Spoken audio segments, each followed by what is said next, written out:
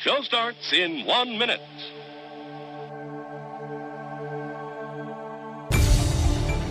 The moment our fellow geeks, dweebs, nerds, and other unfortunates have been fervently waiting for has finally arrived. It's time for TMI, Confessionals of the Nerd Kind. And now, your hosts, Jeff Nerf Herder Chandler, Jim Kaiju Baker, and Christina Yojimbo Henry. You can continue.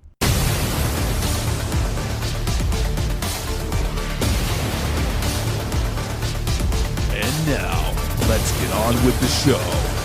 Here is TMI. So what are we doing first today? Lost Boys and Lost Boys? Yeah, Lost Boys. Are we? Okay. Yeah. We did Lost Boys.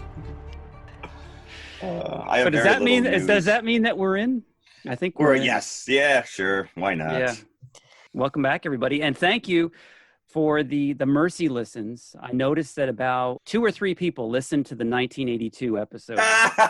Based on the fact that we limited. Based on the fact that we gave it a shout out. We gave it a shout out last week. And then they're like, no, yeah, there's a reason that people weren't listening to this. It was high concept. We were a little ahead of our time. We're diving feet first into that high concept again this week. We talked about 1985 last week. This week, we're talking about 1987. 1985. Why does that ring a bell? Nice segue. Christina, doesn't like your new book take place in 1985? Good one. Yeah, Jeff. we've got to promote it. you. We've got to promote it for her. Whoop, whoop, whoop. Checks in the mail, baby. Yes, my new book that is coming out. It's only like 6 weeks away now, unbelievably. The Ghost Tree comes out in September, and it is set in 1985. It is a coming-of-age horror novel set in a small Midwestern town under a curse. So is the tree really a ghost? No, it's the name of that's the name that the 2 girls in the book call it. They call it the Ghost Tree because it looks like, yeah. Scary. So it's a comedy, in other words. Oh yeah, it's very lighthearted. Just like all my other books. Yeah. Super lighthearted. You're branching out. Oh, I'm gonna leave that one alone. I'm leaving. Her bark is worse than her bite. Okay, we got no more tree jokes. No. Crickets, please. We're hanging out on a limb here. Okay. So that's our own personal TMI news. Do we have any other news, Jeff?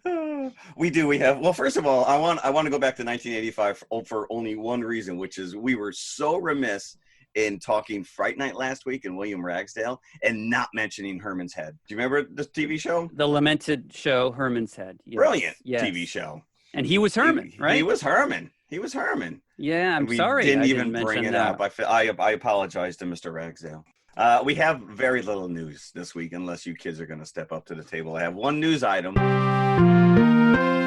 but I think that Christina will appreciate this. And it ties into 1987, because this is when the comic book was first published. Okay. Stan Usagi Yojimbo? Usagi Yojimbo. Yes, Usagi. Yes, Netflix is picking it up and turning it into an animated series. Although you're not going to get the main protagonist from the comic book. This is going to be his son, his teenage rabbit son, which is Samurai Yuchi. I read about this the other day because obviously this is big news in my household. Yeah, no, it was a pretty damn good comic series. And we have like all the graphic novel collections, and they're massive.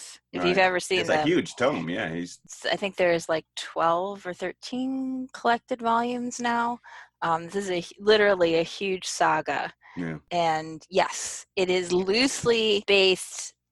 Actually, if you watch samurai movies, you will probably see the plot of every samurai movie you've ever liked end up in this comic at some point. And my son read them and he loved them. And then we started watching the Zatoichi films, the Blind Swordsman Zatoichi. And he was like, Hey, this story is in Usagi Yojimbo. Yeah. And obviously the Yojimbo story, a bunch of other stuff.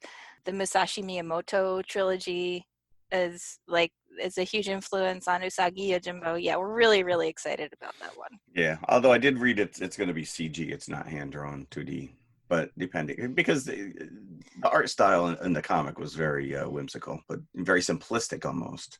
But we'll see. That's my only news item. That's your only news that's item? it. That's it. That's all I got, kids. And we're out. Well, next week. I did see something humorous Okay. that I'd like to bring up. Now, this is on Twitter, so I don't know when this is from. I don't know if it's recent or not, but it was a few photos, and they did not look doctored. No, they never do. A grocery store, as it was described in Busan. And the building didn't look like a grocery store. It looked like an office building. It's probably 3 or 4 stories. And they had affixed on top of this building a Spider-Man statue. And he was upside down, so his feet are on the roof section of the building while his hands are on the window on the top of the building. So he's doing like an upside down spider kind of a move. Okay. And in order for them to get the statue on and off via the roof, because there's no open windows here, it's just plain sheets of glass, so you can't open these windows. They had to have a handhold to lower the statue down and bring the statue up. And apparently this handhold is right on Spider-Man's crotch. So when you look at it in a certain angle, it looks like he's awfully happy to see. Oh, he's spider roused. Maybe he's gotten a visit from Black Cat recently. Who knows? I guess a lot of people complained that it looked exactly as it did, and it was taken down. Look up on Twitter, Spider-Man Busan, and it'll probably come right up. No pun intended. So, but that was my only news item. Wow, it's a slow news cycle, kids. Yeah, Sorry. All right, so what are we talking about today? We're going in 1987. Yeah, so today we're talking about our main feature is Lost Boys, 1987, directed by Joel Schumacher. Another guy who actually, by the way, made a bunch of good movies, but for some reason is only remembered for his bad movies, which I think is really unfair. When he passed away a few weeks ago, there was a Variety obituary that I thought really was sort of damned with faint praise. You know, they're like, well, he made these classics, but also he made Batman Forever. He did forever known as Nipplegate. I forgot that he directed Lost Boys. I had completely blocked that. Well, when I first saw Richard Donner's name show up, I'm like, wait a minute, he didn't direct this, but yeah, he executive produced it. Schumacher. Yeah, right. Donner actually was going to direct it because he had done Goonies. Yep. But then he decided to go and make Lethal Weapon instead. Anyway, so Lost Boys, it's a vampire story set in the fictional town of Santa Carla, which is clearly Santa Cruz. And I don't know about you guys, but I can't look at it now without thinking of Us as well. Oh, yes. Well, yeah, that's the That's immediate true. correlation that comes up currently when you watch Lost Boys. And the story is about family. Mom's recently divorced, Lucy, played by Diane Wiest. She has 2 sons, Sam and Michael. They moved to Santa Carla to live with her father, played by Bernard Hughes. He's wonderful. They are basically trying... Before we go on, is Grandpa a taxidermist? Before we get off the arc? That is made very clear that he... I have an or uncle does he just who, collect dead animals? No, because there's a lot of like carcasses that he was in Yeah. the throes of. My uncle was a taxidermist, and he would take like the head of a rabbit and put it on a kangaroo. You know. So did his house look like this? No, not quite. This was a little extreme. So they moved to Santa Carla, and the kids are really not happy to be there because they've been taken away from their home in Arizona. And basically, the first night out on the boardwalk, 3 members of the family end up meeting people who sort of steer the direction of their narrative for the rest of the movies. Michael, the older son, meets Star, played by Jamie Gertz, and she is a vampire who is not all the way turned, sort of like a half vampire, and she hangs out with a bunch of real vampires led by Kiefer Sutherland as David, and Sam, the younger brother, played by Corey Haim, meets Edgar and Alan Frog. Not too subtle names there. Who are 2 kids who ostensibly run a comic book shop with their Yeah, parents. that was my question. Do they Did own they this own shop? it? That was I got Do the they impression that manage they the shop? the Frog So, Brothers. Yeah. It appeared their parents are the ones who are always sitting behind the counter. Is that who those people were? Yes. The hippie parents? Yes, who always seem like they're nodding off, and Yeah, they never really moved. and they are aware of the vampire problem in Santa Carla, and they sort of fashion themselves as vampire hunters. They are actual brothers. All these years, I just thought that was the moniker that they gave themselves, but that's a family name. Frog. Yes, Frog. Yes, Edgar Frog and Alan Frog. And then the mom, Diane Weiss, played by Lucy, is also out walking the boardwalk, and she comes upon a video store where there's a help wanted sign, and she meets a guy who seems really nice, played by Edward Herman, named Max, and he gives her a job, and he also asks her out on a date. Hilarity ensues. And something ensues. Not always hilarity. Yeah. They should have just called this movie Michael, because that's pretty much. I know, it's like Sally from Don't Be Afraid of the Dark. Right. Michael. 118 times they uttered the word Michael, the name Michael in this. Did you count or did you look that up? No, I did. It is on IMDb, but Okay. it is. Somebody actually counted. Yeah, Somebody but it's sat so there. egregious when Michael, come on, Michael. So this was a big hit. This episode is not meant to bring Lost Boys to the masses. I'm hoping it was that already if there's there. fans of this movie that we're bringing them to this show using Lost Boys. Yeah, I don't know if you rented from your library, Jim, and I know Christina said that she actually owns this, but I streamed it, and it was like I was watching this movie for the very first time. I mean, I saw it in the theater when it was released, but probably every subsequent viewing has been probably off a VHS tape back in the day. I mean, This was a big VHS rental. Yes, and I will tell you, the transfer and the color just was absolutely gorgeous. As you said, I did get it from my library. So it was the 2-disc special edition. It was DVD. It was not Blu-ray. Okay, so it was from the early aughts, as they I mean, call it. I was blown away by the level of detail. Like I'm checking out comic book covers in the back when you know in the video store there's a Goonies poster. I mean, you're checking all this stuff out that you probably maybe could have made it out on a VHS tape if you paused it or whatnot. But did you check out that steamy Rob Lowe poster? Rob He's a big fan of St. Elmo's Fire, apparently. Joel Schumacher directed, which he St. Elmo's did. Fire. No, but that's I get it that it's a little in joke, but it's like it's a friggin' 14-year-old bedroom boy. He doesn't need. Well, he did have Reform School girls also. He did have poster Reform, for and that, yes. wasn't that Molly Ringwald? There was also a Molly Ringwald. Yeah, there was. Or maybe Sam's character is just, more sexually fluid than you think he is. Probably. Maybe. Well, those clothes. He's young. He's still finding his identity. I will tell you, I this movie genuinely made me miss the 80s.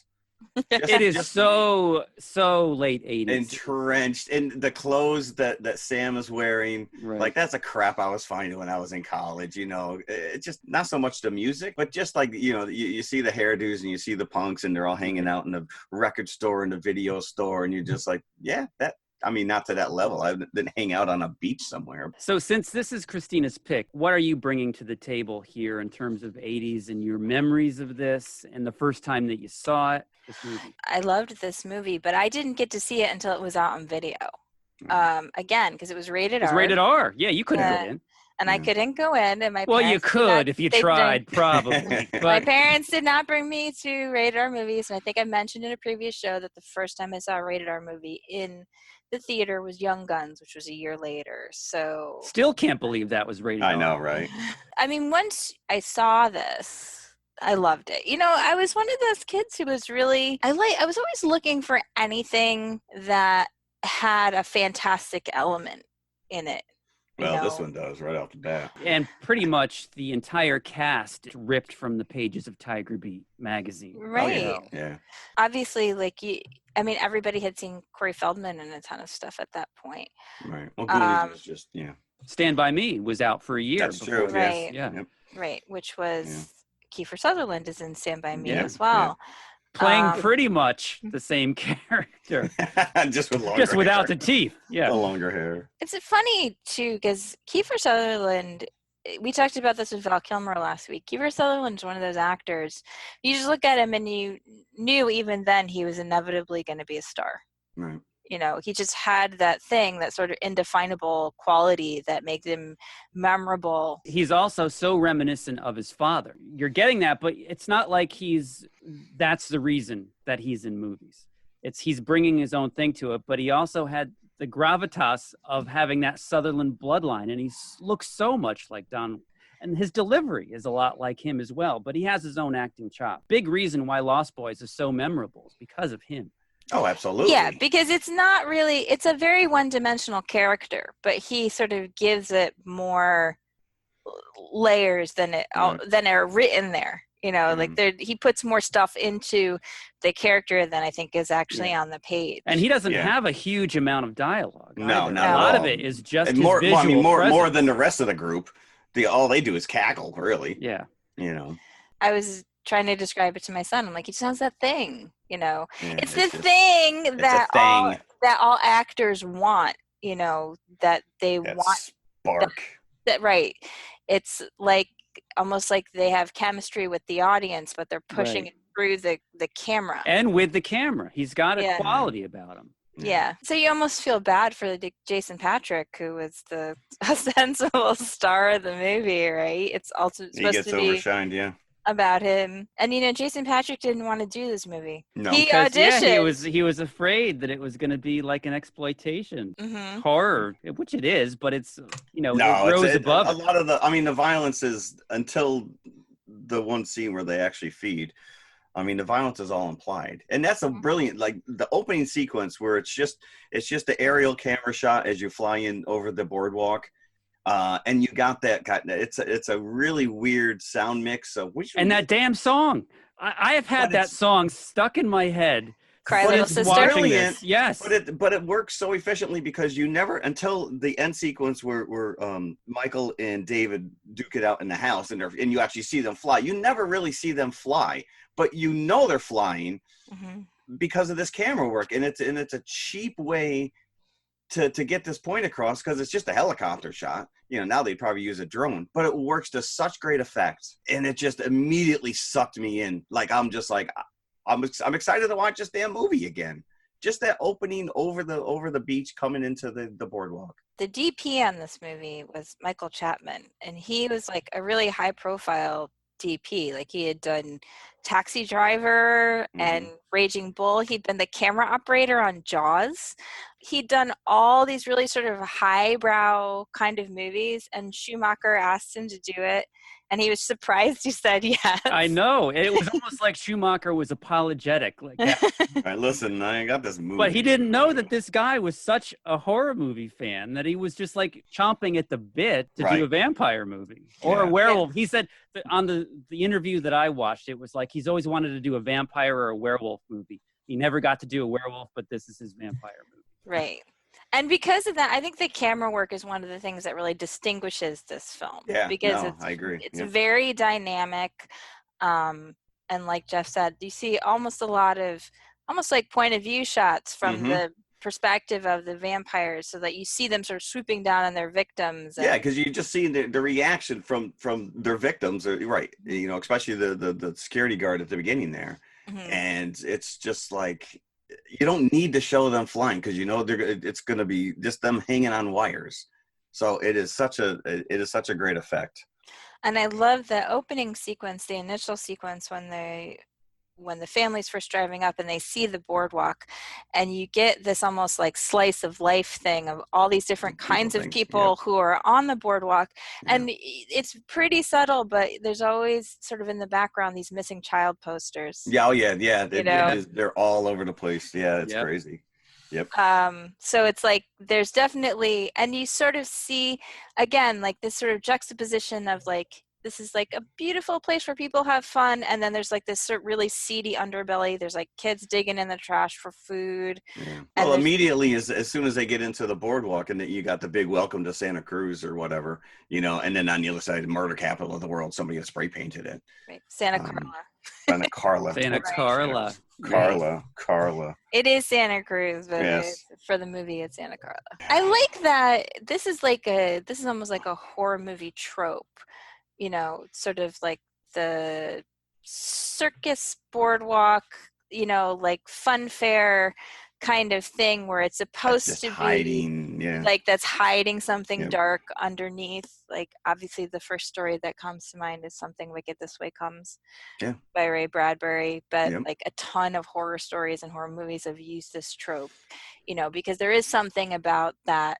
This is supposed to be a place where families have fun, Right. and then underneath it there's this this scary thing. And I think most of that stuff is still standing. I think the comic store was destroyed in an earthquake, but it's been since rebuilt and it's further down. But yeah, there's a couple of scenes here when the boardwalk shuts down, when all the lights go out, and then you're just left with that boardwalk, and what goes on after the lights go out.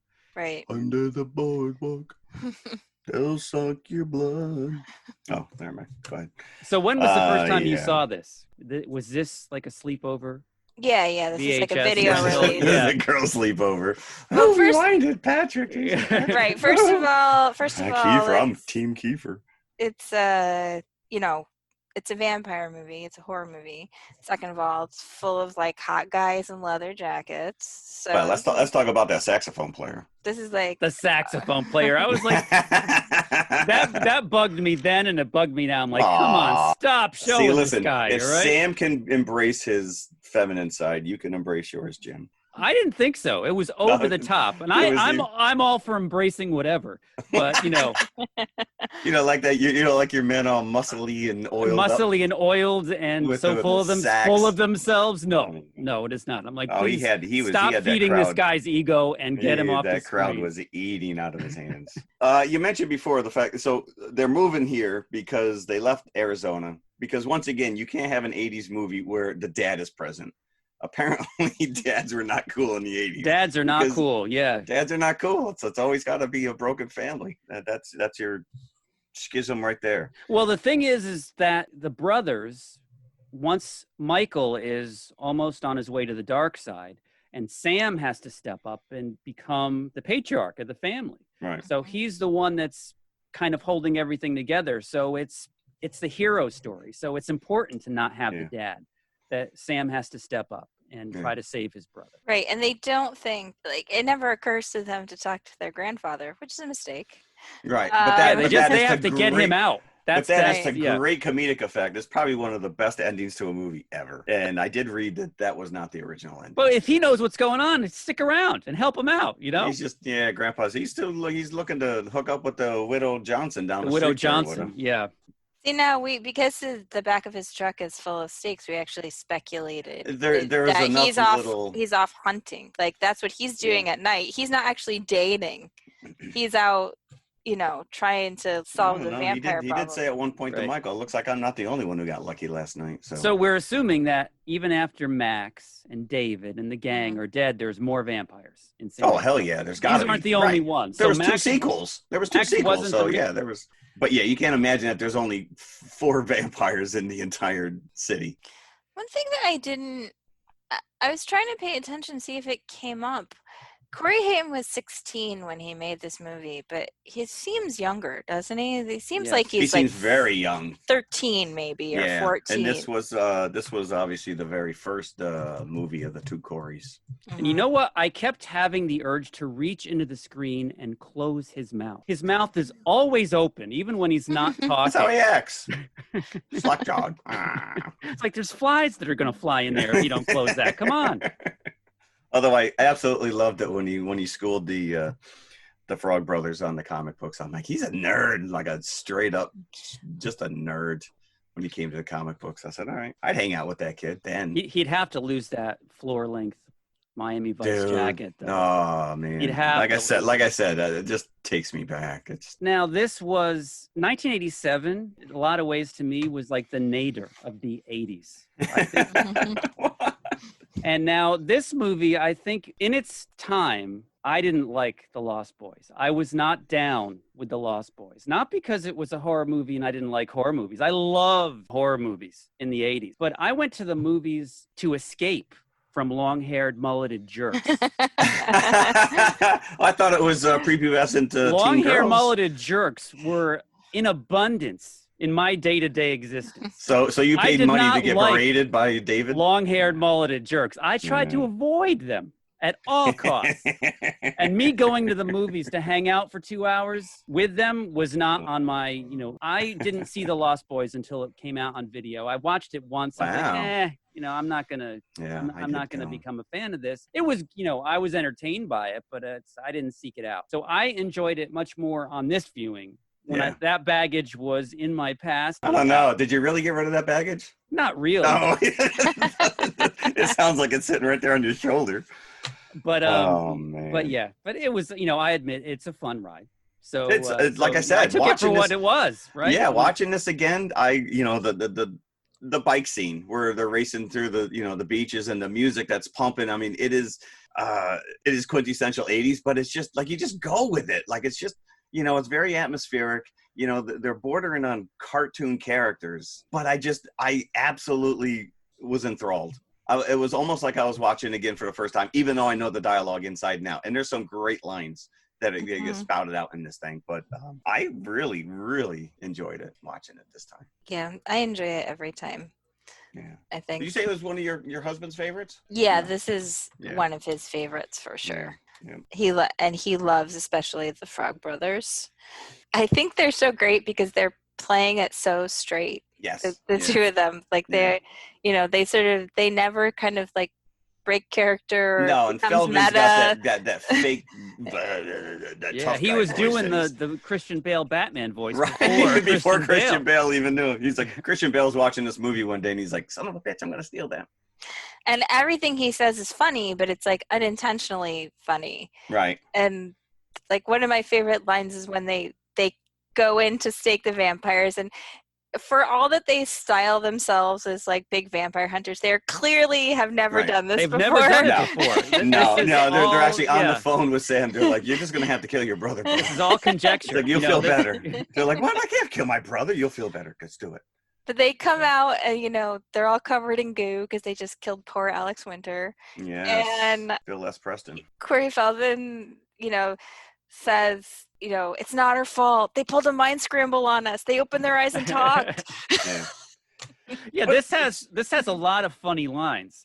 Mm-hmm. I love the flying nun line when Jason Patrick is floating and grabbing onto the phone line so he doesn't float up into the sky. Right. He made a comment about blood-sucking Brady Bunch because at the end when Max is like, "We want to be one big happy family." Yeah, there's some great lines in there. "You're a blood-sucking vampire, Michael. Wait till Mom finds out."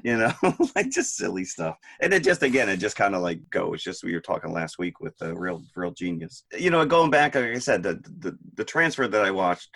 When they go to their lair, the amount of detail that's going on in that set is unbelievable. Now, do you believe that really this was a hotel that's been abandoned since like 1906 and they just procreated it?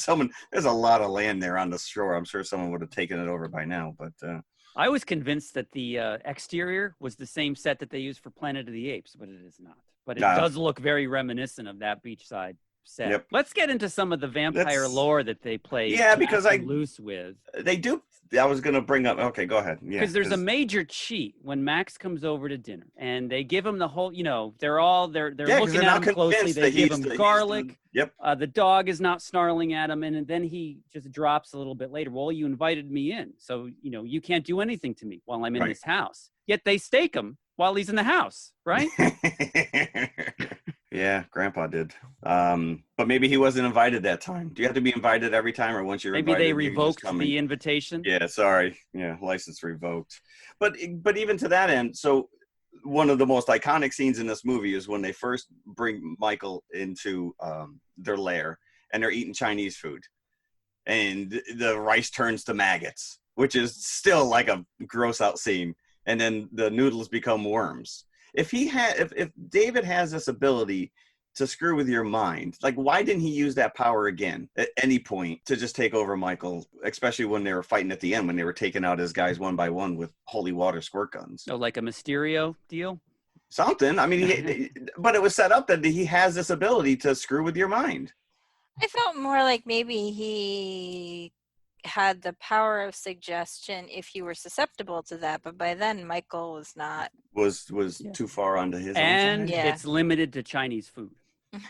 Right. And only takeout. Sorry. Yes. What are you gonna make these wontons into?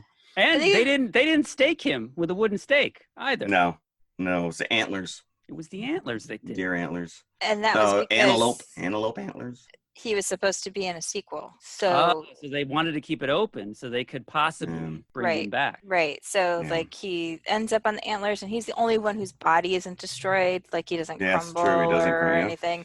So like he just sort of reverts. He looks like a young boy again almost, because they shave off his beard and Is that part of the vampire? Like when you become a vampire, you get 5-day-old George Michael scruff. And an earring, apparently. Yeah, well, that's a prerequisite in the 80s. But like all it took for Michael to become a vampire is to drink blood out of a bottle. No one had to bite him. No, like that's And all it Star takes. tells him that it's blood. And then a little bit later on, what did you tell me? She did. She said it was blood, and you still drank it. Jerk. I blame him for everything. Sure, because at that moment he was being manipulated by like that stupid guy thing where all the guys are saying, "Do it, do it, do it." And she's behind him. That's blood, Michael. Yeah, you don't want to do that. Whatever. Yeah. You see that little kid behind me? He's 110 years old. Don't do it. He's always going to have a 4-year-old pee-pee. Jason Patrick and Jamie Gerst were in Solar Babies together. That's the reason why she's in this movie. He brought her in. It is not a good movie by any means. I didn't even know it was a movie. Yeah, well, there you go. Learn something new every day. And it's kind of funny when you think about Jason Patrick, like being worried about being in this movie when he had done Solar Babies. Right. I know. Now you're worried about damaging your career. It's hard to accept that everybody, with the exception of Corey Feldman, was kind of a newcomer. Yeah. Kiefer Sutherland had just finished Stand By Me when he came on The Lost Boys, and that was the first time we'd really seen him, was in Stand By Me. Jason Patrick, obviously. Alex Winter, not on the same level as those two, but, Bill and Ted hadn't happened yet, and I think this was his first big screen role. And the two Coreys hadn't really gone off on their Abbott and Costello journey yet, where they were making movies together. So Feldman was probably the biggest name out of the kids, at least. But yes, we can't talk about that. I mean, Grandpa steals this movie. Grandpa is the greatest thing. Now, did Grandpa have the old fart shelf in his refrigerator before they arrived? Or did he make it knowing that they were going to come? I think like, who would have that there if you lived in the house for yourself for 18 years? I think he was probably trying to stake his claim on his junk food. I guess so. He knew these little punk kids were going to come up. And there's that great, the first thing that Sam wants to know is where's the TV? Where's the TV? And No Grandpa TV. No MTV. Right. But Grandpa gets a TV guide, and he reprimands them about, pulling the label off the cover or whatever. But I used to work with this woman who her Wednesday night revolved around the new issue of TV Guide arriving. And she would go through it, read it, circle everything that she was going to watch that week. And that was like her evening. Well, that's what I did. I would get the new TV guide. It came out on Tuesday in the grocery store. Oh, okay. So I would always have it maybe on Wednesday Tuesday in the mail. Yeah. and look at all day Saturday, all day Sunday to see what horror movies they were going to be playing on 11 PIX or WOR. I was going to say, then we only had 13 channels. Yeah. 14 if you had. And of course, Cheers and Jeers. You can't read the TV Cheers guide and Jeers, without going through Cheers and Jeers. That's true. Did you always do the crossword puzzle? Yeah, I always did. There you go. Attempted it anyway. It's not the same anymore.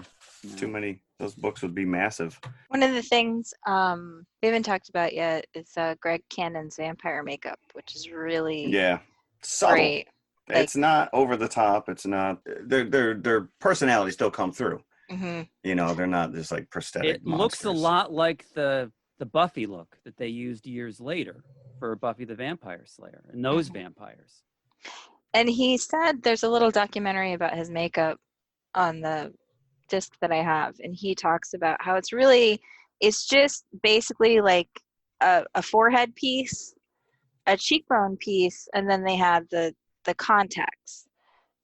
So it looks like it's a lot more makeup than it actually is. Right. But yeah, it still allows them to emote, and like you're not spending hours in the makeup chair like we talked about last week with Chris Sarandon spending 8 hours to do the makeup on Fright Night. They shot it and lit it so well that it really transforms the actor's face. And you get those little, like when they're hanging upside down sleeping, you just see that, you see his foot, so it's not those are the nastiest feet. Those, when he's got the bat feet. Those were Kiefer's real feet, by the way. Sorry to tell you, that was not a special effect. He's got to go to a podiatrist to get those nails cut. Right. Oh man, I enjoyed watching it. I was very happy.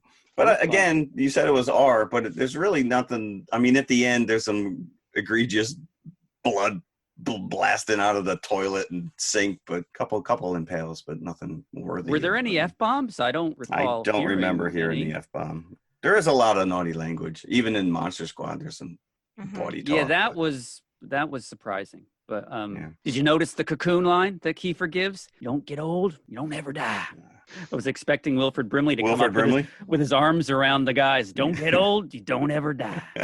You just get diabetes. And I also noticed at the video store, filled with Warner Brothers movies, because this is obviously a Warner's movies. All you saw was that old style Warner clamshell case on the shelves. Why are you going to promote someone else's movie? I know, exactly. Screw that. You can actually go and get your picture of that comic book. What is it? Vampires Everywhere. That the Frog Brothers tried to give Sam early in the movie. It was a prop made for the movie itself, but it exists, and you can go to the comic store and you can take your picture with it, and it's signed by the whole cast on the inside. Really? That's cool. So you can go. Yep. Owner will let you take a picture with it. Wow, that's probably worth like $1 zillion now, because but all these people touching it. Yeah. Well, no, I was just thinking like Edward Herman's passed away, Corey Haim's passed away, Joel Schumacher's passed away. Like, there's a lot of people who worked on this film who are not with us anymore. And you had brought up Goonies before, and it's funny that this got made on the strength of Goonies, and it was originally going to be modeled to be a much younger cast, a la Goonies. Yes, right, yeah. Right. It was supposed to be something more. Schumacher described it as Goonies Go Vampire. He said, it was supposed to be like a very sort of G-rated thing where it was a bunch of kids who were vampires, and that was why Donner was going to be involved. And it was actually when Donner decided to pass and go and do Lethal Weapon, his wife, who's a producer, said, you should bring in Schumacher. And when Schumacher came in, he wanted to make it like teenage vampires and make it sexy. And so the whole thing kind of sort of underwent this transformation. And, it's the movie, has some plot holes, but I think overwhelmingly it's sort of carried along by like the stylishness of it, sort of all the elements that come together, the look of it and the music and the cast. And it just has that sort of lightning in a bottle quality that all movies are trying to achieve, where everything sort of comes together magically. Yeah, no, it works so well. It really, and it holds up. It really does hold up. And this thing was filmed in 3 weeks. They filmed it in 3 weeks. Wow. And it does really, it's one of these rare movies that perfectly captures its time. So that's why it's so iconic. It was huge that summer, I remember. July 31st, 87, it was released. $8.5 million budget, and it made $32 million, which is huge. Pretty big, yeah. So it is one of the pillars of 80s cinema. Yeah. And some of these 80s movies are just so day-glow, it's unrealistic. But this almost kind of captures what it was like to be alive then. It's obviously, you're not fighting the undead, but just some of the scenery and the clothes, it does bring you right back. Sometimes that's a painful memory. Sometimes it's happy. I was immediately transported back. Going into it, I probably would have given it 2 buckets because I haven't seen it in a long time. Wow. Because I have very negative memories about Lost Boys. But looking at it now, I'd go up to 3. I was entertained. I'd go a solid 4. Yeah, this is a 4 for me. Yeah. Because I've watched it many times in the intervening years. Yeah. Right. And by the way, love that Echo and the Bunnymen cover of People Are Strange. So Good the stuff, the soundtrack is like really, I think, very iconic. Did you ever have the soundtrack? Yeah, I had it. Mm-hmm.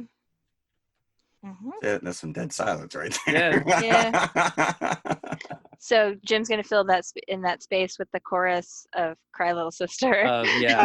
Thou shalt not fall. I was like, I was actually looking at the soundtrack track listing. I'm like, is there just a choral version of that song, or that's all it is the kids singing? That's to great effect, though. It is. And as soon as I heard that, it brought me right back to watching this on VHS for the first. That is so, in itself, is so iconic, that song. Yeah. It is Mhm. forever tied to this movie. You cannot Yep. separate the I forgot. So the guy who wrote that song is producing a musical version of Lost Boys for the stage. A musical version. A musical version. I wonder how many times they're going to sing Michael. Oh. They better have a song called Oh Michael. You know, and I didn't realize that there were sequels to this until I was just looking up some stuff online, because on the bonus features, it was before those direct-to-video sequels were made. So they were, talking about what a Lost Boys sequel might look like, and everybody was saying that there was a script for Lost Girls, Okay. which would be, I think, really interesting. And I don't know if it was going to bring back any of the characters, if the Frog Brothers were coming back or what have you. Frog Sisters. But who knows? But Toad they never, Sisters. for one reason or other, that never came to be.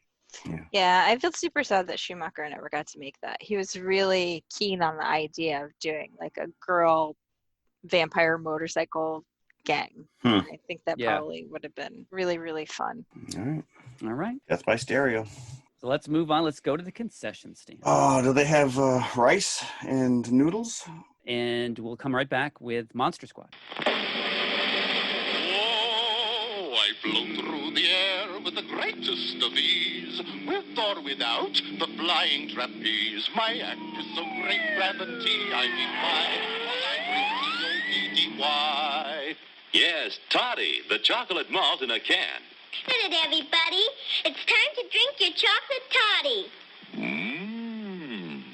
Delicious.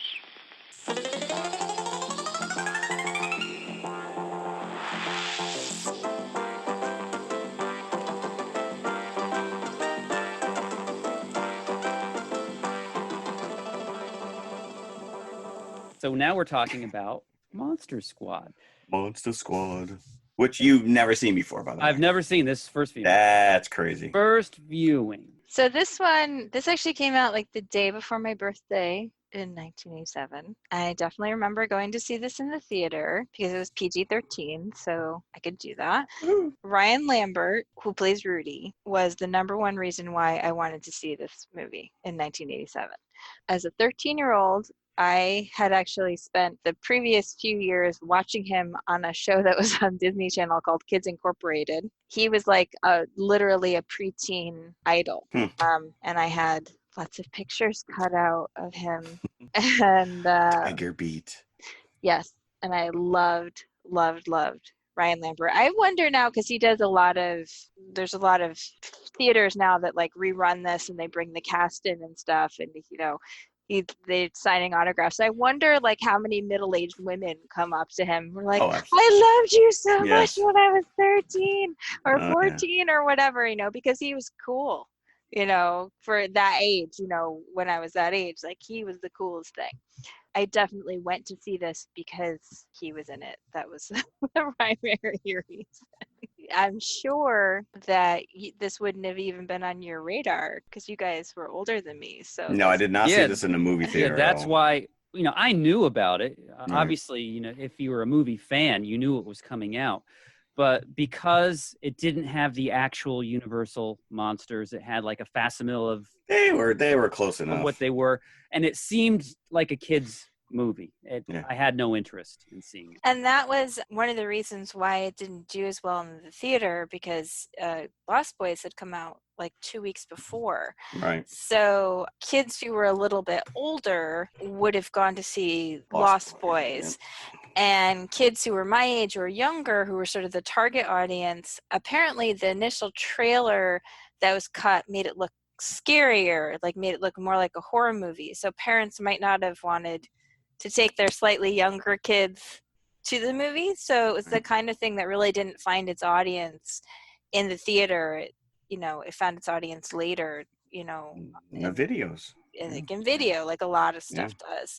Yeah. So Monster Squad, the plot was, I use the term loosely, basically there's a bunch of kids who have a sort of a little horror club. They love all things related to horror, and they discover that monsters are real, that Dracula is like reforming the gang, right, with Frankenstein's creature and the mummy and Gilman from Creature from the Black Lagoon and the Wolfman, and they're all gonna come to this town to find an amulet and take over the world. And the kids are the only ones who are aware that this is happening, and so they have to stop it. Because of course the parents never believe the kids. Right, of course. Of course. Very, very much in the spirit of a lot of the kinds of movies that came out at this time, like The Goonies, like where, there were kids who were sort of, or E.T., like where the kids are sort of in their own world, having their own adventures, and like parents are really not a part of this. This would never happen now because parents monitor their kids so closely. Right. Yeah. Well, half of these movies would be ruined by a cell phone because that's all it would take. You find yourself asking as a parent, like, where are they? Where's the parents during when this is that's or do they have no interest in what they're doing? I said before, these movies where they portray the parents as like idiots. But that always drives me nuts now. When I was a kid growing up in the 80s, my parents used to just send me out like on my bike all day. Oh, yeah. And, they didn't care. Yeah, be home until it was dinner time. Until it was dinner time. Right. Yeah. They gave me a watch. I remember like that was like the entryway into me being allowed to go out all day. Like you have to be home by a certain time. You know, I had a watch and I had to make sure I was home by a certain time. But they didn't. I mean, like you could be gone for 6 hours. Right. They didn't care. Nobody's calling the neighbors checking in on you. Well, that was part of it, though, is that everybody kind of knew their neighbors. So it was like everybody knew, even if it didn't seem like they were watching, they were all kind of knew where you were. I wasn't supposed to, because I lived on a pretty busy street, and I wasn't supposed to cross the street up until a certain age. And I remember playing a game in somebody's yard, and the ball rolled out and across the street. And I, looked both ways, and I went out and got it. And within 10 minutes, I think my mother was there because somebody in that ratted network you out. Had told her, like, I see he's crossing the street. Yep. They reported on you. Yeah. Script co-written by Shane Black, who, by the way, had a huge year in 1987 because he also wrote Lethal Weapon, which came out the same year. And he was in Predator, which came out the same summer. Yes. Directed by Fred Decker. So let's talk about the funny joke. So it was co-written by Black and Decker. He was cool though because there was special features on my DVD, and he was talking about. I think he had your dad because his dad used to drag him to the drive-in, and he was a very nerd. He was a nerdy You're guy. talking about Decker, right? Decker's. Yes. Yeah, I liked. I had the bonus features as well because I had managed to get the Blu-ray copy of this. Oh yeah. The anniversary edition, right? Mine was the 20th anniversary. Yeah, because the anniversary edition, which is like completely out of print, is the only version that has special features. The version that's available now. If you were to buy this now, it has no features whatsoever. Yeah. It's a Blu-ray, but it's got no weird. features. Why? I know. And for the longest time, like this movie I was reading was released on VHS initially when it was first out of theaters. In 1988, it came out on VHS. And then it was out of print for like a decade. The studio and the makers of the movie didn't realize that this cult was forming around it. And it didn't come out on DVD until, 2006, 2007, around then. Right. And that was because of the Alamo Drafthouse revival. Yeah. Where they did a showing of the movie and they asked the cast to come. So like Andre Gower, who played Sean, and Ryan Lambert, who played Rudy, and Ashley Bank, who played Phoebe, and a couple other people went down to do the showing at the Alamo Drafthouse, and they were like, there'll be like 10 people here. Right, They thought there would be nobody. And the show 2 nights in a row were completely sold out, because there was this massive, massive following of people who'd loved this movie when they were kids. Yeah. And that was when the studio was like, oh, wait. What have we been sitting on here? People want to see this. Yeah. And it's only 82 minutes. Yes. So it's a drop in the hat. For a kid to hold your attention, you're in and out. And what's funny is that there's an interview with Ryan Lambert all throughout the bonus features of this. And he was talking about that showing at the Draft House. And when he got the call to come, he's like, why? He's like, who's going to show up to this? This is just pranking me. By the way, Ryan Lambert, gorgeous then, gorgeous now. still like the coolest guy. When you see him in interviews, like he's always like wearing like Close Encounters of the Third Kind shirt or like Clockwork Orange shirt. I told my husband, I was like, he was my boyfriend then and he's my boyfriend now. Okay, he's still my boyfriend. I love his character in this movie actually, because he's the kind of character who I think in other movies might be the bully. You know, he might be the kid who beats up on other kids, but instead his introduction's so great. He's sort of like this defender of the weak. Right. You know, he shows up and saves Horace from the two kids. It was a bizarre character because you don't see something like that portrayed a lot because everybody's in their wheelhouse in movies like this. Yeah. So he's crossing lines. So you're thinking, why is this kid hanging around with these younger kids? But then in the bonus features, it was kind of explain, well, maybe he's got family issues. He's looking for a family, something to belong to. Yeah. Which he doesn't have.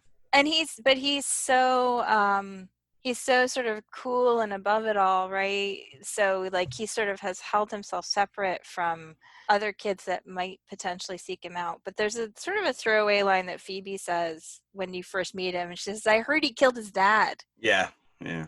And I think it's, as a throwaway line, it's meant to be comedic, but it definitely implies that there's something else going on in the background, something else going on, like with his family life and stuff like that. And it makes you think that maybe in the script it was fleshed out a little bit more as to explain his character that just never made it into the final movie.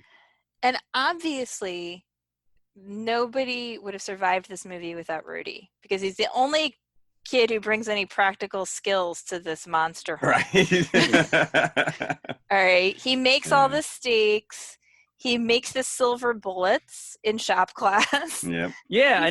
How did he had a mold for bullets in shop class? There's some questionable things going on. At one point, Dracula's staff has jumper cables coming out of it. So it's just, this movie, it gets a pass because I think it's a weird combination of a kid's movie and a horror movie. And kids' movies don't demand the magnifying glass that you put other movies under, because it's just going to happen. It's this is meant to be like a stream of consciousness kind of on a kid's level type thing, but it's weird because it's not at the same time, because there's some pretty scary heavy stuff in certain scenes of this.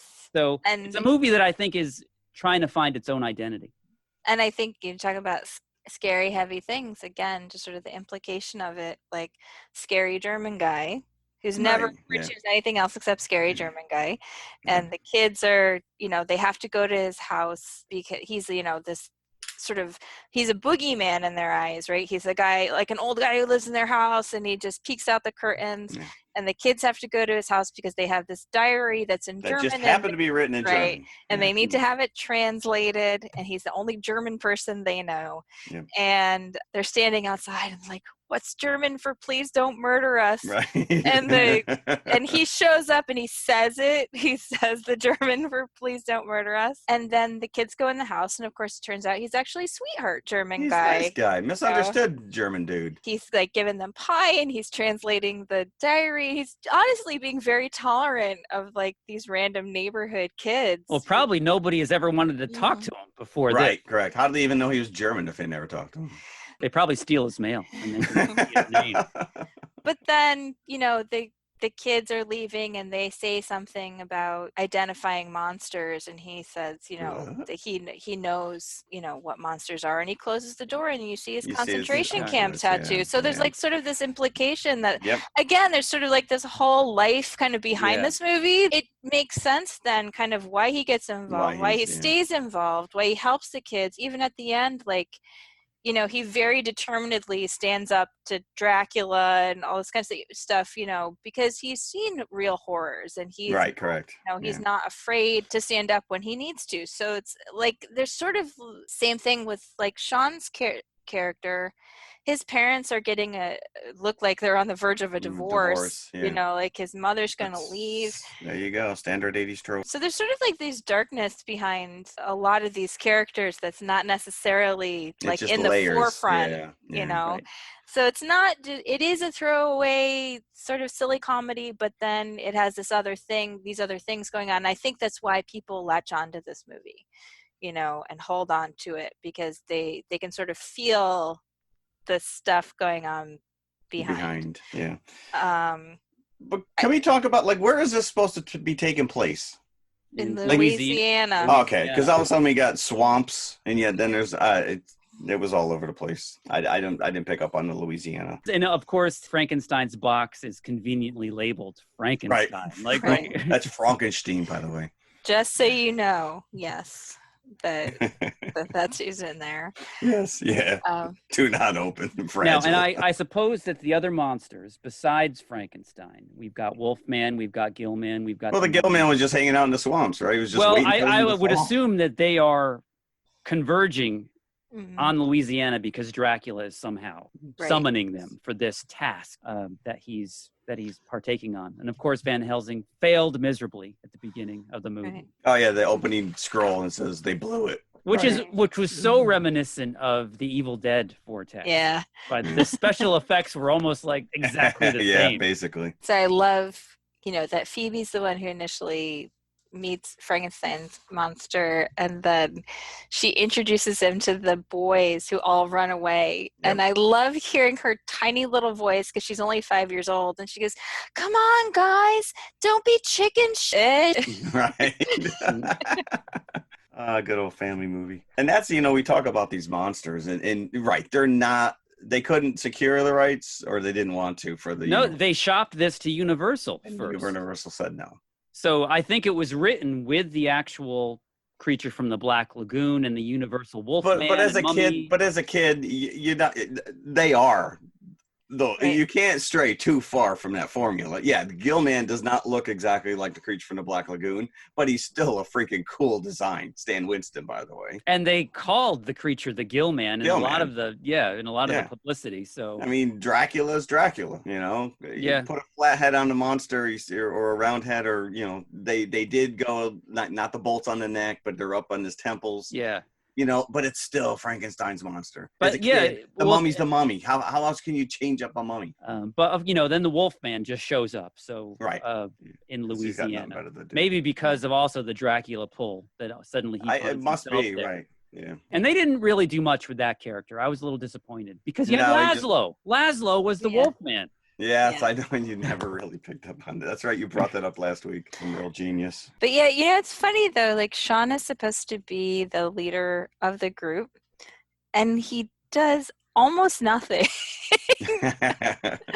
overall, besides get the diary and then sort of shout at everybody and say, we have to get rid of Dracula. I mean, he has the cool treehouse, but like I said, Cool treehouse.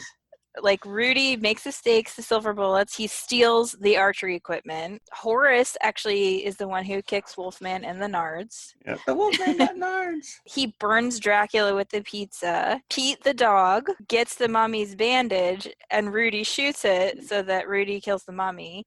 He kills all the brides.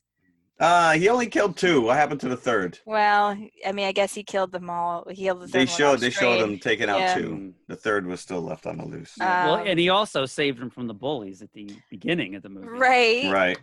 And then Rudy again kills the werewolf with the silver bullet. It's like, you guys would be dead. Dead. Without In a heartbeat. Rudy. Yeah. Who You else know. was waiting for the bullies to get shot? Once Horace has the I shot, That's know. it. Now we got to take them all out. And they're so mean. They won't even let him in the building, Right. Right. And then Horace is the one who actually kills the Gillman. Like Sean and Patrick really does nothing except for make the business cards. so somebody's got to do it. Somebody's got to do it. Yeah. But the elephant in the room here, there's a lot of homophobic slurs. Yes, especially at the beginning. Oh, yeah. Yeah. You're right. Yeah. Spoken by the heroes. Yeah. So that put a bad taste in my mouth from the beginning, and I didn't really like these kids after that. I liked Phoebe. I thought she was my favorite. Phoebe. Yes. Especially her relationship with the monster. And poor Horace, he's not Horace until the very end. He's just Mhm. fat kid until Yeah. the end. And he corrects him. Yeah. So it was Taurus. kind of these kids are mean spirited. So it's not like the warm fuzzy that you get from Goonies or even Stand by Me. No, but the Goonies still, they still took pokes at each other, but not to that level. Yeah, You and know, I listen, I let's could not envision forget these the, kids being bullies themselves. Like these are the kids I tried to stay away oh, from. you know they're I was going to talking school the about- next yeah. day. That we're the ones who vanquished the monsters bow before us. But My talking kids, about the cast of Monsters, on the other hand, Mm-hmm. Tom Noonan as Frankenstein. Yep. Because it's all over the bonus features. Is in order for this movie to work, you had to buy into the relationship between Frankenstein and Phoebe. yeah, Mm-hmm. And in order to get that, the welling up at the end when Frankenstein goes off into the vortex, and you do, and it's Mhm. and she's so good too. oh, Yeah. absolutely. For a little girl like that, yeah.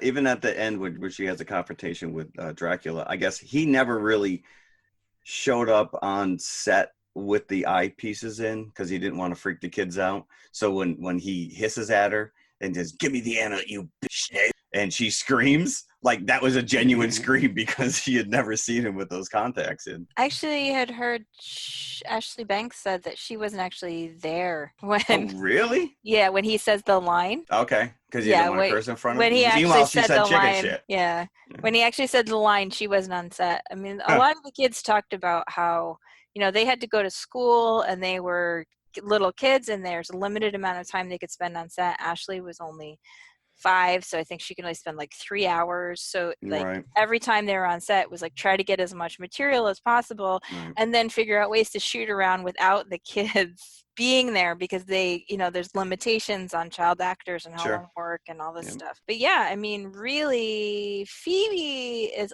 ultimately the hero of the movie Correct. because Yeah. she and Scary German Guy do the hard work opening the portal with the amulet. Right. Now, why And- can't one of the boys read? I assume that they're virgins. I as know. Well, well. that I wrote that in my note. Technically, they're all virgins, so you really don't have to look too far. And it was really But it was disturbing to give the go- thing to Phoebe. I'm like, Mhm. you shouldn't even Yeah, be thinking of her correct. that Yeah, way. and that's not even. Yeah, is she a virgin? Why, yes, she is. It's Oh, yeah. almost like virgins can only be girls. Well, apparently, that's Yeah. exactly Right. And it was funny because my son actually said something about that. He said, "Oh, aren't they all virgins?" Yes, right. And then he mentioned Hocus Pocus. The virgin character is a boy who accidentally brings the witches back to life. And Henry was going, How come the boys can't be the virgins? They are in Hocus Pocus. Right. Mhm. And then the army comes in at the end. It's like Because Eugene sent the note.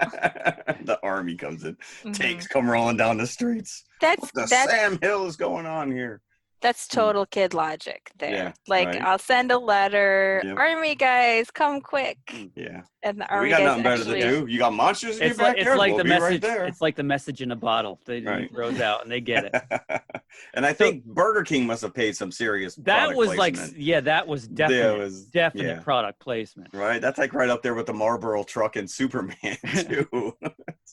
Yeah. Wouldn't it have been your dream when you were a kid to have a house that could see to the drive-in? Yeah, That was great. brilliant. I love that Overlooking, scene. yep, overlooking the drive. You could tell it was split screen, but still, it was just like, yeah, okay. Yeah, and he's grousing that he has to stay home. It's like, you just go up on Right, the roof, correct. see Yeah. the movie. Like, that is the coolest thing. Tap into the AM station, you're good to go. Now, who did Dracula steal Frankenstein from on that plane? What was that plane? Was that an army plane, or There where some was kind of- Frankenstein going? I don't know, it was some kind of cargo plane because the pilots were like talking about how it was a good job because they didn't have to deal with any customers. Yeah, and then you make some noise. I thought they were all Yeah. dead back there. Somebody So there ordered. were multiple? Somebody ordered Frankenstein. Is going to be very upset when he doesn't show up. He didn't come. They're still trying to track him. UPS. Where is he? My kids, I let my kids watch this really early. And when I sat down to watch it the other night, I asked Sky if they wanted to join me. And the one thing that came away was not even the Wolfman has nards, but the creature stole my Twinkie. That was the one takeaway from this movie all those years ago. Yeah, is that the one where the creature takes my Twinkie? I'm like, yeah, good talk. Yes. Andre Gower, who plays Sean, actually made a documentary that did the festival circuit last year and the year before, called Wolfman's Got Nards. Oh yeah. Yes. And it's about the fandom around Oh, that's cool. Monster Squad, and it actually played here at the Music Box, of course, as part of their Cinepocalypse festival. But it did like a whole festival circuit. I was hoping that it would end up like on streaming or, you know, maybe as part of like a DVD release or something, but it doesn't seem to be available yet. But, you know, the film like really didn't do well, like I mentioned earlier, in the theaters. And one of the things I was reading about this, in the UK, this was rated 15, which means it really missed its target audience. The UK has much, much more strict rules about, especially about violence in movies. And they deemed this film too violent for anyone under 15. And the article that I was reading in was about an appearance that Andre Gower and Ryan Lambert were doing as part of the anniversary. And kids who had come with their parents who were younger than 15 to see the movie for this special appearance could not go into the movie. What? Even though they were with their parents, because the film is rated 15, and if you are not 15, like, you are not going in. Luckily for those kids, they got to hang around with the cast in the lobby, who like, apparently very nicely entertained them. But I was shocked, like. So the parents just go in and leave the kids. No. The parents. Wants stayed to be with their you, kids. son. We'll see you in 2 hours. That's crazy to me that, you know, you can't even go into the movie with your parents. Right. Yeah. I know. Even for NC-17 here, they let you in if you've got a guardian, right? Right. I think no. NC-17, I think, is nobody under 17. Because I got in the Day of the Dead with my father, and that was rated I don't know if that was NC-17? rated X or X. But I got in. I don't know if it was not rated or NC-17, but it was not R. It might have been unrated. It might have been unrated then. Okay. Because a lot of, I mean, you have to submit your film to the MPAA if you want the rating. It's some people just choose to forego the rating. Right. Or the ticket taker just didn't care, which no, that's usually the case. NC-17 is no one under 17 admitted. Yeah. Period. Like, period. Right. With or without a parent. Rated R, I think, is with the guardian. Yeah. So this film, like, just really didn't find its audience. You know, I think honestly, like, the release of The Lost Boys probably hurt it too. Oh yeah. Yeah. You know, because as you said, they were just weeks apart. But in the intervening years, it's been the kind of film that's sort of found its audience, and like people watch it with their kids. Like, you know, I've watched it with my son. Jeff talked about watching it with his kids. Yeah, it's just one of those movies that, you know, I think it was one of the last of its kind from the 80s. These sort of like kid movies, you know. I can't really think of anything after 1987. Can you? That's like a kid's horror movie. Off the top of my head, that's like a Goonies or Stand By Me and E.T. This thing where like the kids sort of have, you know, like I said, sort of the secret world and their own adventure. The parents are not a part of that, because I think that, you know, the zeitgeist sort of was moving away from, you know, letting your kids run around all day. And I mean, you get like Honey, I Shrunk the Kids, or Sandlot, or, you know, throwbacks. But the parents were large in that movie. They weren't. And Sandlot isn't set. No, it's not. Time. It's set previously, but I'm sure that people are yelling at us right now. What about this? What about this? Yeah. And but no, I can't think of anything. I can't think of anything else. I think this is one of the last movies from the 80s. Maybe Little Monsters. That would have been The Kiss of Death. Fred Savage and Howie Mandel. How old was? Horrible. What year did that movie come out? 89. Okay, I don't know. I don't remember. It wasn't. Yeah, don't try to remember it. And I would just like more in the passing here of Sean's father's partner, who was one of the more likable characters, who gets blown up in the car. Yes. Yeah, that's Detective Saper. Yeah, because he's always like, I'm a very good policeman. I did this thing. Yeah. Now, when they pull up and Dracula, he's got the dynamite in his hand, he radios in, we've got a 1013 here. Does that mean Dracula with a stick of dynamite? Yes, correct. Yes, that's exactly what a 1013 means. 1013. Yep. Random trivia. When the dad is standing there with the gun pointed at Dracula, there's an out-of-focus house across the street behind him, behind the dad, and that is Murtaugh's house from Lethal Weapon. Oh, nice.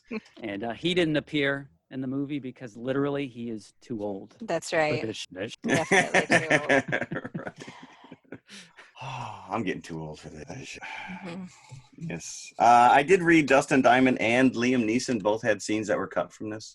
I can imagine there's actually a lot of stuff that's cut from this. Because, Well, Liam like you Neeson was said- going to be cast, right, as Dracula, and they passed him Oh, over. is that where he was? Is Dracula? Dustin Diamond, I understand. Screech. Screech? Screech, Oh, yeah. okay. From Saved by the Bell. You didn't recognize that name? No, it took me a second. Gotcha. Yeah. It was entertaining. Cost $12 million, and it made not quite $4 million. Yep. Bummer. It's made up, more than made up for it now. Yeah. I'm sure. Sure, they're getting residual checks regardless. All right. So what kind of buckets would we give it?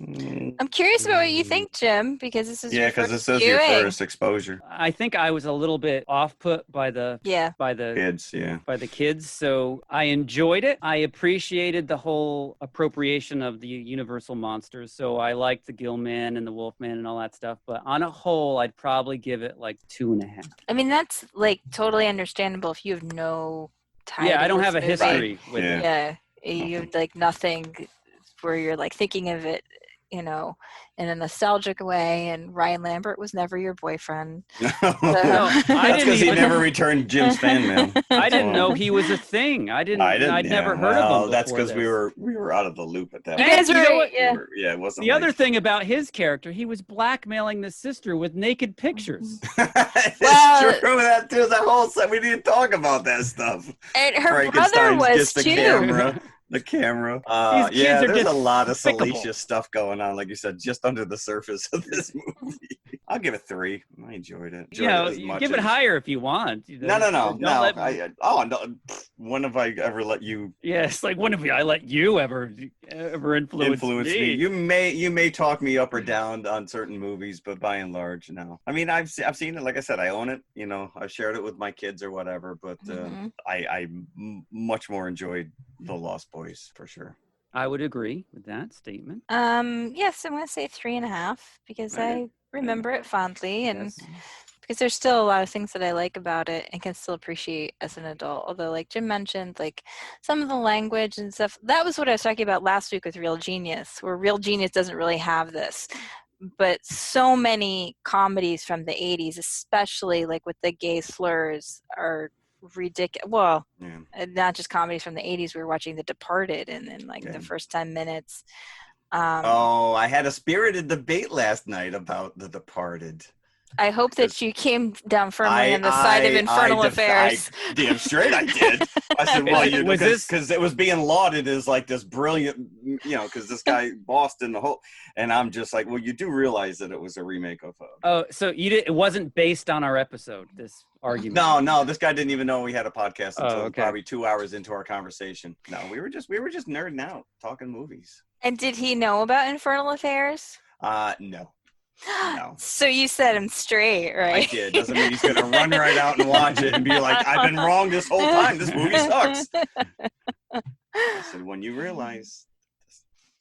But yeah, that was the catalyst for the whole, well, you know, I have a podcast.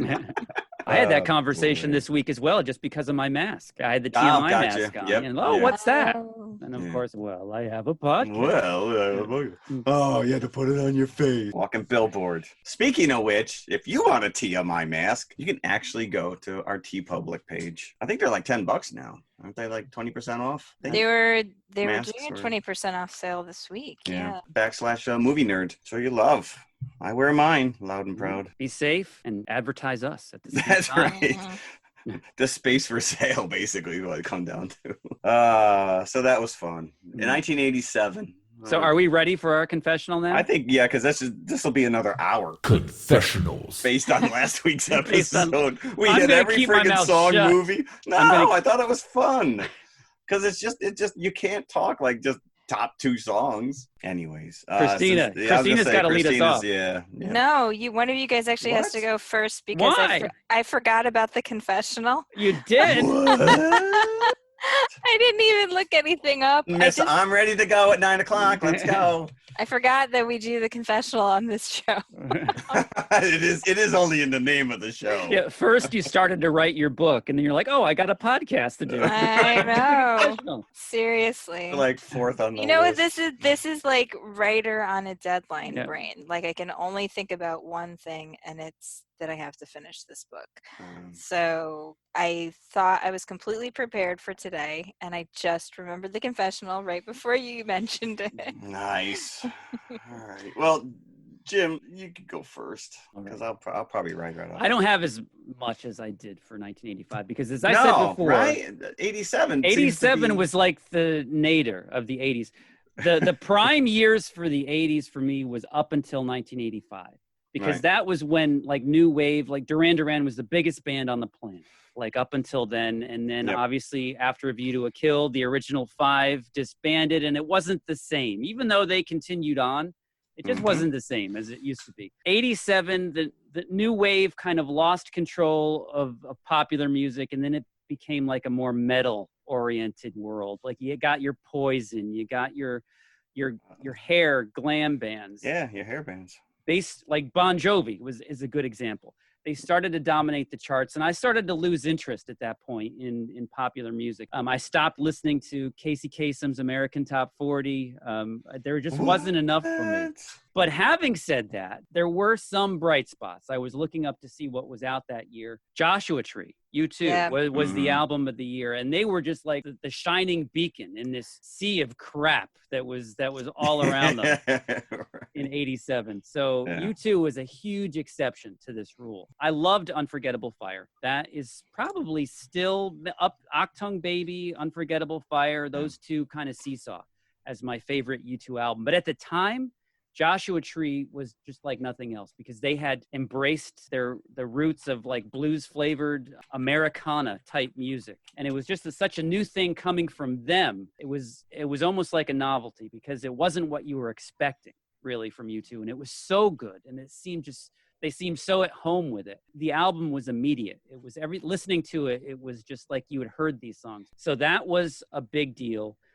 Sting, Nothing Like the Sun, came out that year, and that was also again subverting expectations because Dream of the Blue Turtles was not like the Police, but it was kind of a transitional album where you still had that flavor. And Fortress Around Your Heart, I thought, was very Police-like in terms of songs from that record, but Nothing Like the Sun kind of took him into a whole other sophisticated direction. And a lot of people I didn't like it that were Police fans that I knew, but I accepted it for what it was. Prince, Sign of the Times is a big one as well. Yeah. And I started to dip my toes into heavy, my alternative obsession with music for the masses and Depeche Mode. Mm-hmm. Now, and of course I knew People Are People from a few years back, but Never Let Me Down Again was the hook for me. So I got that Depeche Mode album that year in 87.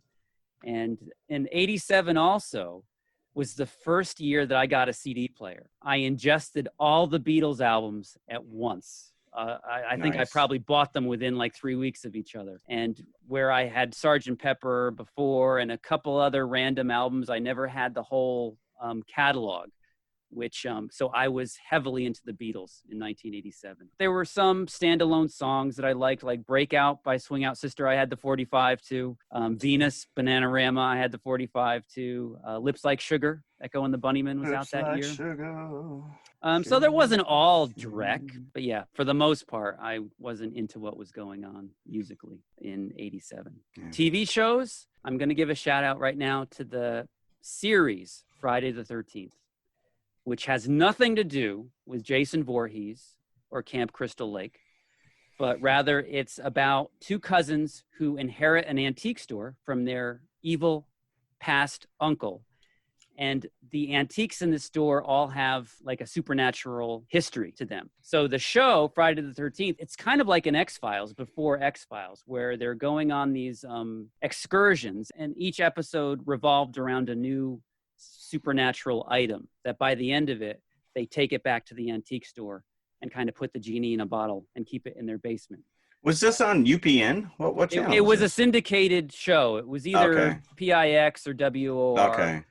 And so, yeah, it was like a Monster of the Week episode, but it was like an item of the week. And it was kind of like The Conjuring. It was kind of based on that type of an idea where they were collecting all these possessed artifacts and keeping them in their antique store. And Beauty and the Beast. I like that show. Oh, that's With Ron right. Perlman. My dad was into that. I watched that show with my mom. One of those shows that we would watch together, Beauty and the Beast. But that was Ron Perlman, baby. well, Ron Perlman. But that was I was talking Linda earlier Hamilton, right? about Linda how Hamilton? I was. Yep. Hmm. How I liked anything that had a fantasy element Right. in it, and if there was a TV show that had a fantasy element in it, I would just latch onto it immediately. Do you know what episode of the Beauty and the Beast I remember, Jim? I don't know if you remember it. It's the Halloween episode, which is like the one time of the year when he could come allowed out, to come out. Ah, yeah. and walk among people. Yeah. Great makeup, dude. And of course, for me, probably for most of us, it was Linda Hamilton was the gateway into that show. Sarah There you Connor. go. So yeah. Yeah. What about movies? Any other movies in '87? Untouchables was the big one I remember. Predator, 87. And but besides that, I'm not thinking of much else. RoboCop. That's right. RoboCop. It was sold out. I was living in Queens at the time, and I went with my buddy, and we were forced to sit in the very front row, which shouldn't even exist, because you're straining to look up at the screen. And 5 minutes in, my buddy fell asleep and snored through the whole To Robocop? To RoboCop.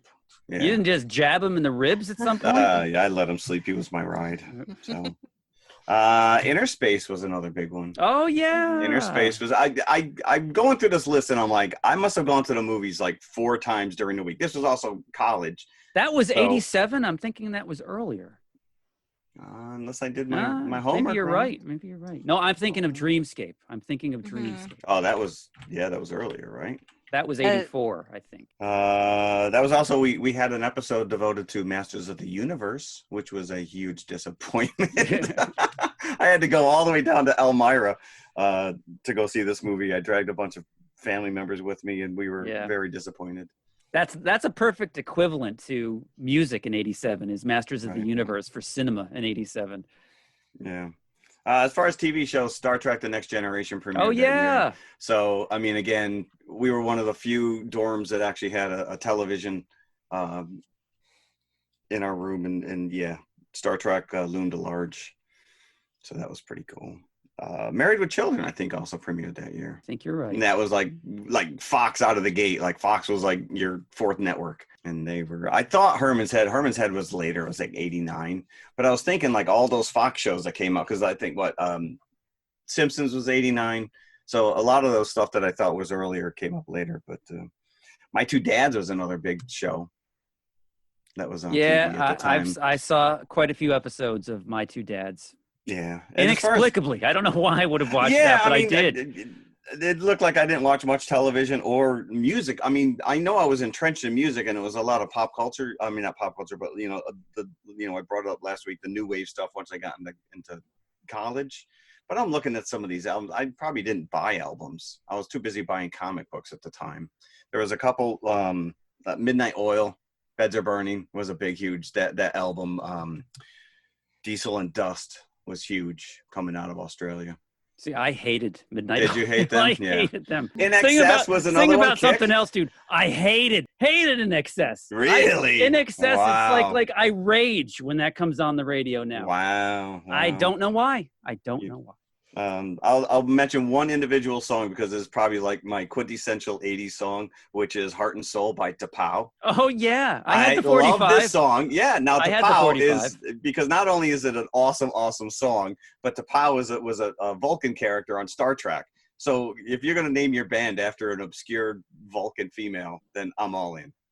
So that to me is like my greatest. If you had to say the one song you had to listen to on a desert island for the rest of your life, day in, day out, that would be Tapao. Heart and Soul. Heart and Soul. I'll tell you, the biggest disappointment musically for me of 87 was Bad, Michael Jackson. Oh, Michael Jackson's follow. But that's like any follow-up album. I mean, you can't follow up friggin' Thriller. Yeah. It's true. It's there. I don't know what I was expecting, but I didn't like it. It's lightning in a bottle, man. I mean, he still had how many number one hits came off Bad? Yeah, I know. It's like every song was a single. Right. Yeah. And then Weird Al did even worse. He did a spoof on it. Yeah. That's right. But Bad had Smooth Criminal. Annie, are you okay? Are you okay, Annie? Which is a great song. So anyways, the other two movies I wanted to bring up, which Back to the Beach, which is not a great movie by any means, but it was the whole Annette Funicello and Frankie Avalon. Mm-hmm. And they just were spoofing all that stuff from the 50s, but they brought in like the cast from Gilligan's Island was on there. Pee Wee Herman was in it. Just stupid. I haven't seen that movie in years, but I do remember being tickled pink watching it in the theater. Adventures in Babysitting, that was 87. Chicago movie. Yeah, there you go. That's right. Yes. Yeah, Thor. That's probably our first Marvel superhero mentioned. So, Harry and the Hendersons. I'm Okay, ready. what do you? Okay. You're ready? Okay. I got Jim all bent out of shape about friggin' Midnight Oil and NXS. Well, I'm going to mention Reach. In Excess because I loved In Excess. All right, I'll back you on that. Yeah. And I had the Need You Tonight shirt with all the, the lyrics on it. Mhm. I was still wearing that when I went to high school a year later. Loved In Excess. Obviously, like, I was into U2, like everyone else in the world. I mean, I really liked, I Still Haven't Found What I'm Looking For. That was like, my favorite song off of that album. And I'm just going to do like top 5 songs from that year that I could think of. I Heard a Rumor by Bananarama. I loved that song. You Got the Look by Prince. You got the look. And I was not like, I sort of like waxed and waned with Bruce Springsteen, but I remember I really liked Brilliant Disguise, which was not a huge hit for him, but that was a song that I liked a lot. I didn't watch a ton of TV. I watched Beauty and the Beast. That's really the only thing that I remember watching around that time because I was really reading a lot when I was 13. I spent the vast majority of my time reading. That was a very significant year for me reading-wise because basically up to that point I'd read like everything fantasy that I could get a hold of. Stephen King released The Eyes of the Dragon that year, and my parents gave it to me for my 13th birthday. And I had never read a Stephen King book before. And it's a fantasy. It's really not a horror novel. And so it ended up being like a gateway drug to Stephen King books because after that I started reading like just anything I could get. So I remember I went and I read Christine, I read Misery, I read The Stand. So it ended up opening up this whole world of books that I really hadn't read before. Because of that, I started reading Dean Koontz. I think I spent, I don't know how many Dean Koontz novels I read in 1987, a lot. Movie-wise, Princess Bride was definitely my favorite movie in 1987. And again, it was because of the book, because I had read the book by William Goldman, and then I saw the movie, and I loved the movie. One of the few times I ever went to the movies with my dad when I was a kid. My dad really didn't go to movies. Like my mom would always take us if we went to movies. He wanted to go see Empire of the Sun, the Spielberg film. Yep. And my dad took me to see Empire of the Sun. So I remember seeing that with my dad that year. And Raising Arizona came out that year. And I was crazy about that movie. Like once it came out, especially once it came out on cable and like I recorded it with the VCR, I think I watched it 150 times. I loved yeah, I did as well. Raising Arizona. But, I'm trying really hard to limit it to things I watched or knew about at the time, because there were definitely a lot of things from 87 that I discovered later. Like I said, I was young, so my parents wouldn't take me to a rated R movie, so I did not see Predator in the theater. I did not see Robocop in the theater, but later when they were out on video, and all my friends were watching it, and everyone I knew was talking about the guy getting his arm shot off in Predator, that I watched a lot of those things later, when they were available on video, not when they came out initially. There you go. Well, we've exhausted 87. The summer of 87. Yes. Mm-hmm. Not as exciting as the summer of 85, apparently. But next week we are going a little bit further back in time. We're going back in time. It's Jeff's pick. So Jeff, let's talk about what we're doing next week. Wow. We are going to be going back to 1984, the summer of 1984. So Christina was what, 6? 10.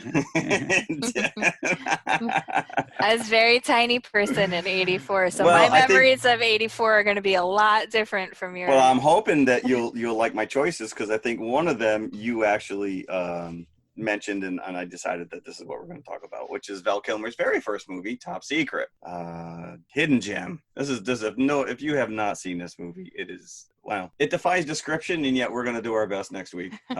We will try our best to break this down, and then we're going to pair it up with The Last Starfighter, which is I'm very excited for. I can't wait to watch both of these again. It's been years since I've seen either of these. I didn't movies. realize I had Top Secret on disc.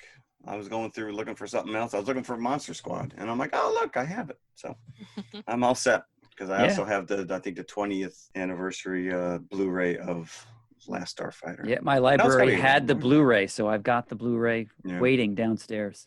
Exciting just to talk about that CG action sequence. So that's it. So 1984. So we're gonna finish out our summer of series in 1984. Yeah. I hope you come back. Yes, I hope I come back. If I go back to 1984, I may not come back. I may just stay there. Take your lighter so you can put your hands up and sing the I'm chorus. gonna raid Corey Purple Haim's Rain. closet. I'm gonna raid Corey Haim's closet. Corey Haim. Like, You get donated all those clothes? So with that, All right, kids. Yeah, that's it. We're done. We've exhausted this year. bye. Wow, that was it. That was it. We're done. Wow, wait, that was the worst. That was the worst sign off ever. Horrible. Hello, everybody. If you liked the podcast you just heard, then please follow TMI on all of our social media outlets. First and foremost, email us at tmipodcast2018@gmail.com. That is tmipodcast2018@gmail.com. And you can follow us on Twitter at TMI_podcast2018. Step over, say hi, give us a compliment. We'd love to hear from you. Awesome. Make sure you follow us on Instagram as well, which is also TMI_podcast2018. And of course, we are on Facebook, facebook.com/TMI Podcast 2018. And it should be noted, we also have a community page, so join the forum. And if you like to watch YouTube, you can see us at TMI Podcast 2018, all one word. Look for the popcorn bucket. Popcorn bucket. Or you could just go to our website, which has every link there, TMIConfessionalspodcast.com. And we'll see you at the concession stand. We'll save some popcorn for you. Michael. I'm leaving.